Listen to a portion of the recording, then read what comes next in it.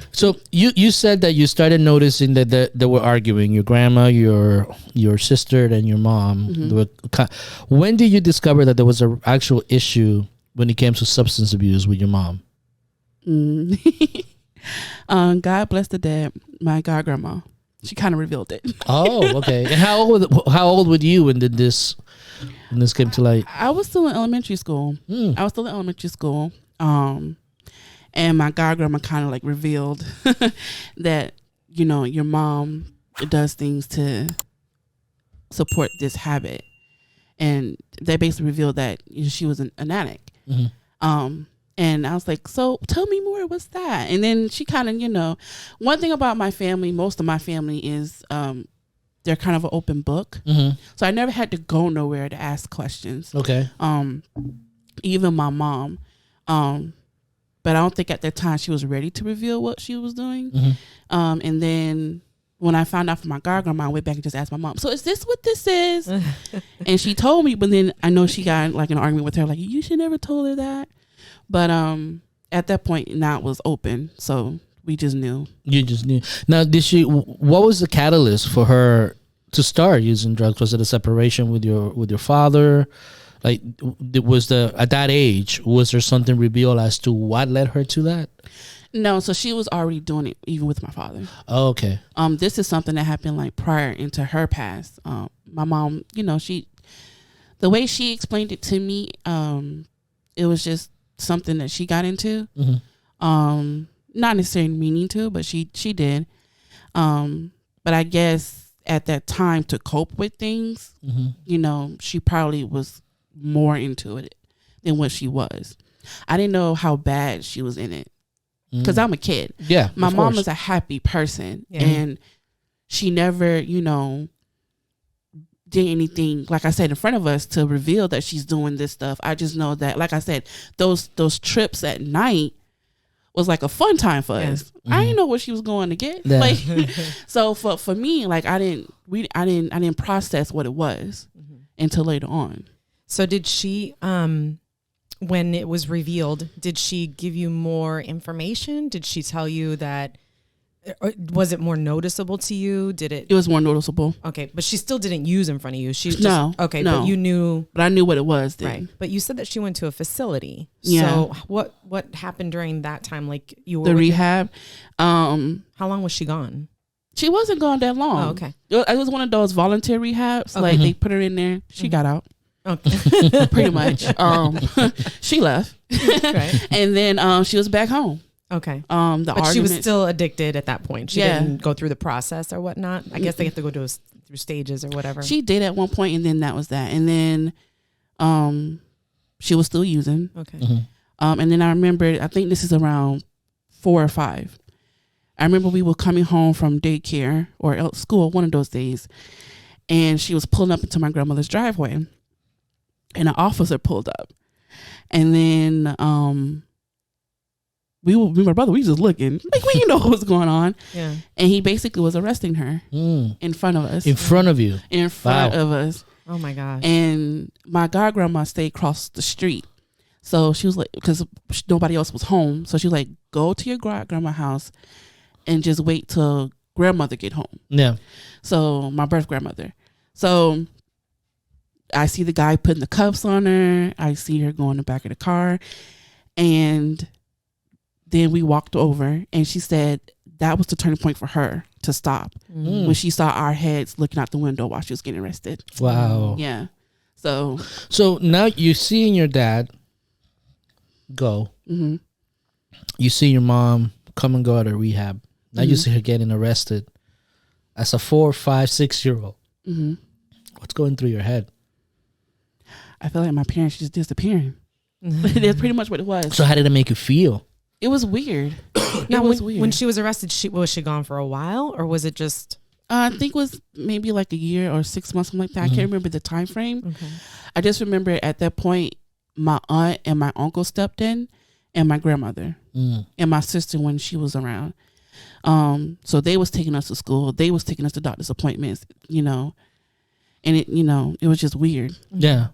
Everything just became like a weird thing. Like, And then I remember like getting awards and stuff, and my grandmother being at the award ceremony. Yeah. But not my mom. Yeah. And then that was that. But So, then, but what about? That's what I'm interested in here in getting from you. Like at that age, you're, excuse me. At that age, you're dealing with all these things. mm-hmm. Obviously, you're performing well in school. Yeah. You see your grandma Mm-hmm. coming to your functions, but now your mom and your dad. How does that make you feel as a as a young person? You get jealous of the other kids. You get kind of jealous because you see other kids' parents there, and you want your mom and dad there. Mm. I was already jealous because my dad was long gone at that time, Mm-hmm. so I didn't get to have I didn't get to run and say, "Oh, Dad, look at this." Yeah. It was my mom at first, and then when she left, I started doing real good in school. Like I started getting awards for good participation, all sort of stuff.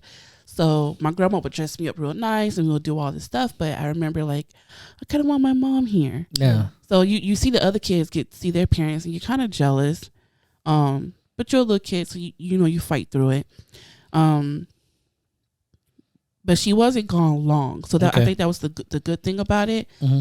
It was kind of like a blur, and then she was back. Yeah. And when she was back, she was like kind of chunky, and she was happy. Mm-hmm. So, and then she was there. She was at the award ceremonies and that kind of thing. So, but when it happened, I just remember feeling jealous of other kids. Yeah. So your mom comes back home and you pick up right where you left off with your mom, because for all intents and purposes, you had a good relationship with her. So that was a nice thing. So then what you get through middle school or elementary school, and your mom is doing well.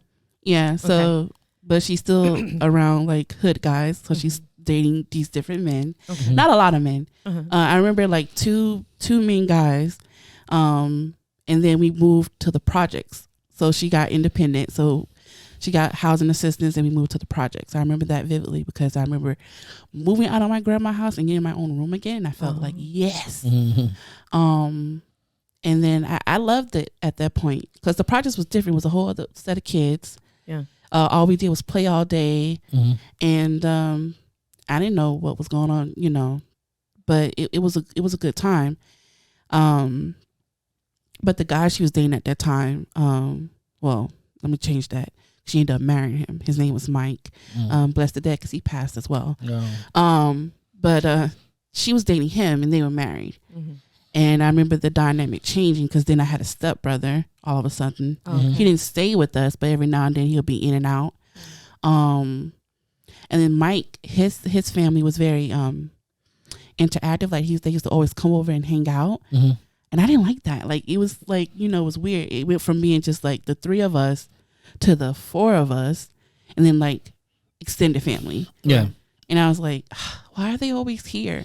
And I didn't know that me and my brother developed this like selfish habit, but it was. And then we were selfish about my mother too. Okay. Like it was even like, why she's with him, I don't know if you ever heard of the Stepdaddy song. That's exactly how we felt. Like, you ain't my dad.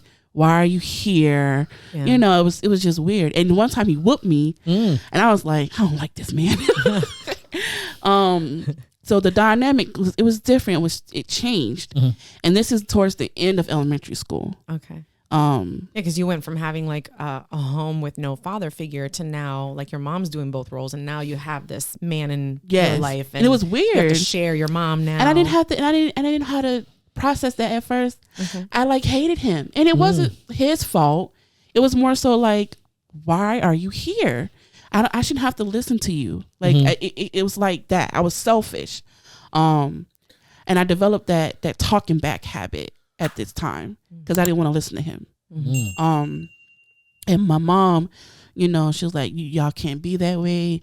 But we were I guess we were spoiled kids. Like, no, we wanted you for us and us only. Yeah. And I guess when he came about, I was like, who is this guy? Yeah. Yeah. So then we stayed there for a while, and then we got kicked out because of him. So I guess we had a point. You had a point. I guess we had a point. And I remember that vividly. What do you mean you got kicked out of public housing? Yeah. Okay. Because of him. Well, take us through that story. So this is when it's gonna get hood ghetto movie type thing. Movie. I kid you not. We could laugh about it now, but at the time, it was So my mom picked us up from school and him from his parents' house. I don't know why he was there. And then we all went to McDonald's, got our McDonald's, our little Happy Meal, and then we went home. But there's a U-Haul truck in front of our neighbor's house. And at the time, I remember asking my mom, "Is she's moving? Why is there a U-Haul?" Because she never told us. They were real close, like sisters, and I was close with her kids. So me and my brother was like, "Is she moving?" Yeah. They was like, "I haven't heard anything." So all I remember was opening the car door. As soon as my mom cut off the car and we opened the car door, the back of the U-Haul slams open, and it's Taz, or you know what it is, yes. Taz. Yeah, Taz, which is Fort Pierce drug. Like it's like the SWAT team. Yeah. Okay, and they come out full gear, raging, and guns are blazing, and the guy Mike at the time, he takes off. Me and my brother, we're standing there just looking, and the guy come up to us and he's pointing the gun like, "Get back in the car." And you guys, at us, wow, like, get back in the car, because I guess they were trying to separate us.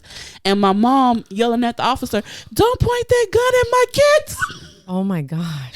So at the time, it's a hood ghetto story, and all I remember was just standing there holding a Happy Meal. That's all I remember. And I remember looking at the guy, and I hear my mom yelling, "Don't point the gun at my kids." And the next thing you know, she's like, "Just go to the next door neighbor house." And we ate there. And we was there for like a couple hours. And then when we went back in our house, it was tossed everywhere. Everywhere. Couches was like, curtains pulled, couches was flipped, bed was flipped. We had to clean up. And good thing it was like a Friday evening, because we spent like that weekend just re-cleaning the house, organizing and putting everything back together. Because they was looking for whatever he had. And at that time, I just thought it was like rocks, but it was drugs. So I seen it, but I'm a kid, so I don't process it. I just remember them having it on the table and they say, "Don't touch that." Yeah. And that's the type of stuff they was looking for. They didn't find anything. Right. But I remember a couple months later, she was like, "We got to move again." So, yeah. And you watching this as a young person, you see this happening. You see your mom involved with this guy, which you didn't like, and you intuitively you felt that there was something that wasn't right. When all this stuff happened, what do you think? I mean, this is a lot to process as I'm standing over here listening to that. You're a young person. You get not a young person. You're a kid, baby, in essence, elementary school with a gun being pointed at you. I thought it was normal. You thought it was you thought all this was just normal. I thought every family went through this type of stuff. Really? To be That's honest, interesting. I didn't, because my mama didn't shelter us from like TV and stuff. So I used to watch like all these programs. So I thought it was normal. I thought what we were going through was normal. It wasn't until I shared my story later on in life I realized, dang, we were kind of ghetto. like we really went through some things, and I didn't know it was trauma until later on in life. So I didn't identify as that as a kid. Yeah. For me, it was just, okay, this happening, so now we gotta move again, or this happening, now we gotta move again. Seeing the drugs on table, I thought it was just, like I said, I thought it was rocks. I didn't know. I just know we couldn't touch it. It was adult stuff. Yeah. And then as I got older and you start learning, you know how you have those educational classes, like the sex talk and the Is that in elementary school or it starts in elementary school? Does it really? Oh, your parent has to sign a form, because we went every year. My mama wanted us to go. Okay. We went every year. Okay. And then you start learning about the DARE program. Yeah. Oh, I do know. Yeah. The DARE program. And then you realize, okay, so this is wrong. Okay. I never said nothing to the teachers or anything. Yeah. But what my mama knew was involved in was wrong, or what the guy she was with was involved in is wrong. So when you realize that, wait a minute, what I'm seeing and then what's happening, and again, you're young, you're a kid, and you're seeing this, you're already having like a moral conflict, right? How do you deal with that conflict? I mean, I'm assuming you're 7, 8 years old right now. How do you deal with that conflict? You're seeing this at your house. You go into school and they're telling you, no, that's not good. It's not healthy. So you go back and ask your mom. Okay. and how did that go? She was just basically like, don't tell what's going on in our house. That's pretty much how she, she was like, yeah, it is wrong and I don't want you guys to do it, but don't tell what goes on in our house. And that pretty much was what it was. And at that time, you just do what your mama say. You don't tell. Right. So I didn't. And I went to the same classes like every other kid, learned about how bad it is, and I went home and I told her what I learned. Yeah.